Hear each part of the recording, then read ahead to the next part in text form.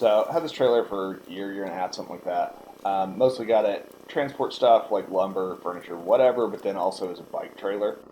And then at some point, after transporting it a couple of times, I decided I kind of wanted to build a frame for the front for a couple of reasons. First of all, I wanted to keep bugs, rocks, whatever the truck would kick up off of the front of the bike while it was in transport.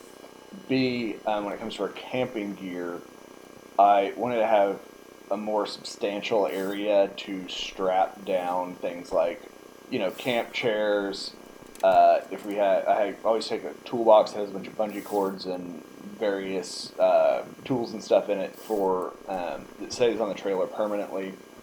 And actually, this last time was when we tested out uh, taking an air conditioner, like a portable air conditioner, and a generator with us, which we also strapped to this front frame.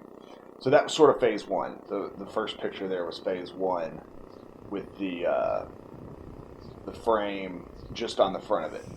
And that's kind of where I was going to leave it. It is detachable, not super easily detachable, but it is detachable if I want to take it off.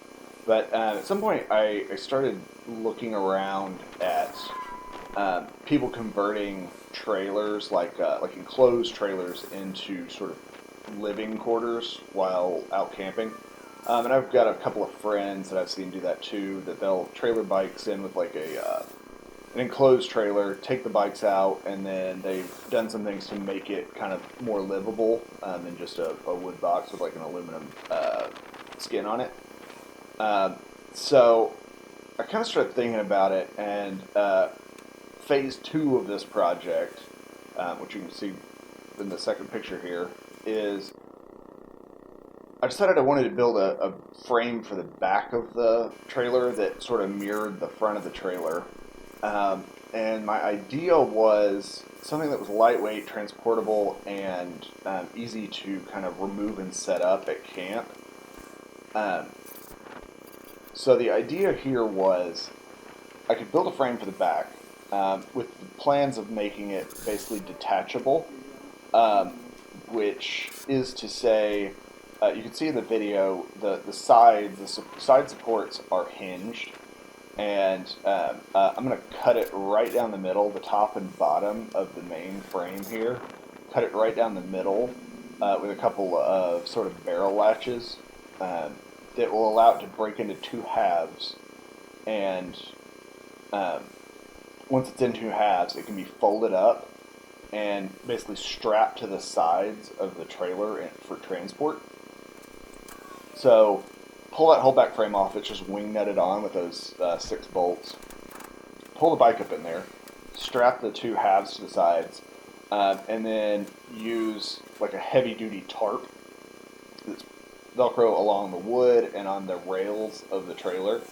So that basically once we get there, take the bike off the trailer, pop the back frame up, and then have pre-cut and planned sort of sections of heavy duty tarp that Velcro down around the frame and sort of create a covered wagon.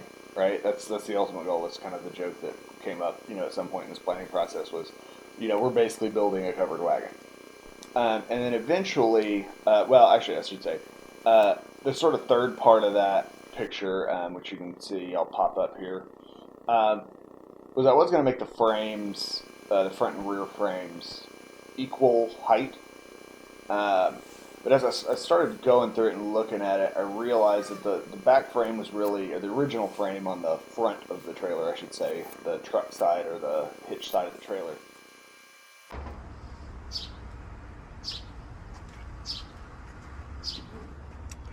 Brought to you by PBR, as usual. Um, was really only made with the intention of it being tall enough to keep the bike behind it. I didn't want to make it huge because I didn't want it to block my mirrors and stuff like that. So it's just high enough. I want to say it's like 4.5 feet tall, like off of the trailer itself. So as I started looking at it, and I kind of figured, okay, my doors on the back side for the removable frame, I don't really want those to be, once you are actually walking up onto it, I don't want a 4 foot tall door, and I don't want my entire sort of living space to be, have to be crouched over to move around in it. So I eventually went with, well, let's just make it where the doors themselves are going to be 6 feet tall. And that also alleviated one of the other issues that I thought would come up, which is if I had it perfectly level front to back, there may be a drainage issue. If we are out in the rain, we don't want water to just sit on the tarps. So that way it's also slanted, basically 1.5 feet between the front and back frame pieces. So allow water to run off. So that's kind of where we're at right here. That's what this video is me building that back frame, getting the doors set up, getting the sides set up, getting it all kind of positioned where I want it. This is just kind of part 2, getting the second frame figured out. Then we'll do the tarp. Then at some point we'll probably do the air conditioner generator, and go from there and see how well that works. So just wanted to show you guys a little bit of this build process and kind of talk through it so you'll kind of know what this is about as I post more videos. Anyway, thanks for watching. I hope to see some of you folks at Bike Fest Lake of the Ozarks, and then Bike Fest Eureka, Bikes, Blues, and Barbecue. Y'all stay safe out there.